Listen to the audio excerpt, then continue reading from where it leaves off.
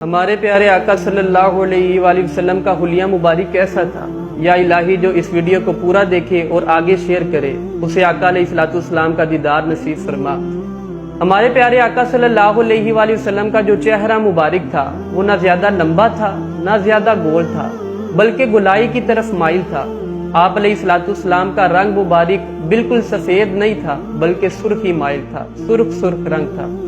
آپ علیہ السلام کی آنکھیں موٹی موٹی تھی اور آنکھوں کی سفیدی کے اندر سرخ داریاں تھی۔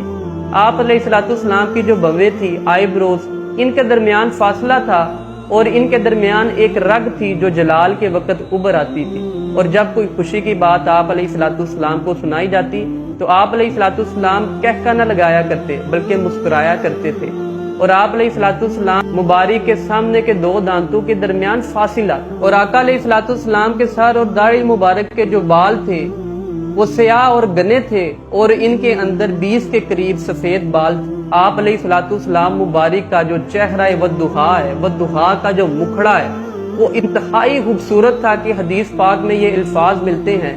صحابہ فرماتے ہیں کہ ایک اندھیری رات تھی، نبی پاک صلی اللہ علیہ وآلہ وسلم نے سرخ داری دار چادر اوڑی ہوئی تھی، اور اس رات میں چاند یوں تھا جس طرح 14ویں کا چاند ہوتا ہے۔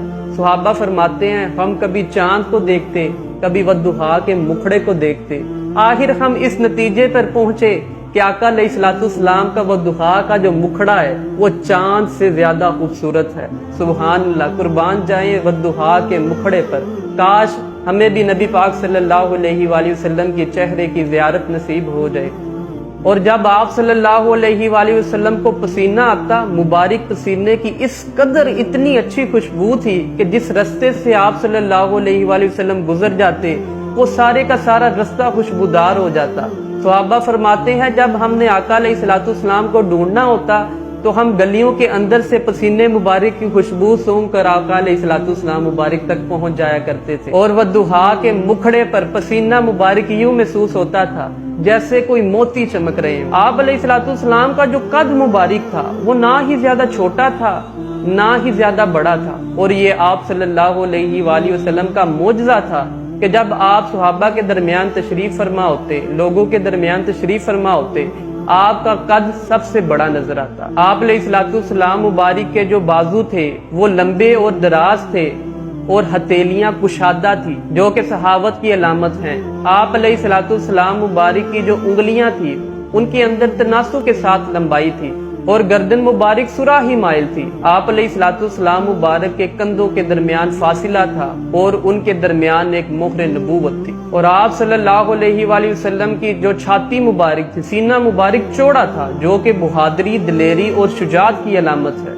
آپ علیہ السلام کے جو جسم کے جوڑ تھے وہ انتہائی مضبوط جوڑ تھے، اور آپ صلی اللہ علیہ وآلہ وسلم کے جو تلوے مبارک تھے وہ کسی قدر گہرے تھے، اور جب آپ صلی اللہ علیہ وآلہ وسلم چلتے تو تھوڑا آگے کی طرف جھک کر چلتے۔ حدیث پاک کے الفاظ ہیں کہ آپ صلی اللہ علیہ وآلہ وسلم اس طرح چلتے جیسے اونچائی سے نیچے اتر رہے ہوں۔ صحابہ فرماتے ہیں کہ جب آپ صلی اللہ علیہ وآلہ وسلم کہیں سے آتے یا کہیں جاتے تو یوں محسوس ہوتا جیسے پورا لشکر آ رہا ہے، اور آقا علیہ السلام مبارک کے مبارک جسم کے اوپر کوئی بال نہیں تھے، صرف سینے سے لے کر ناف تک ایک پتلی بالوں کی لائن تھی، اس کے علاوہ جسم کے اوپر بال نہیں تھے۔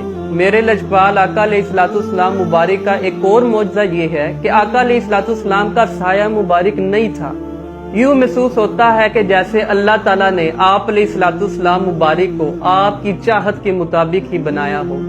ایک سمت علی، ایک سمت عمر، صدیق ادھر، عثمان ادھر، ان جگمگ جگمگ تاروں میں مہتاب کا عالم کیا ہوگا؟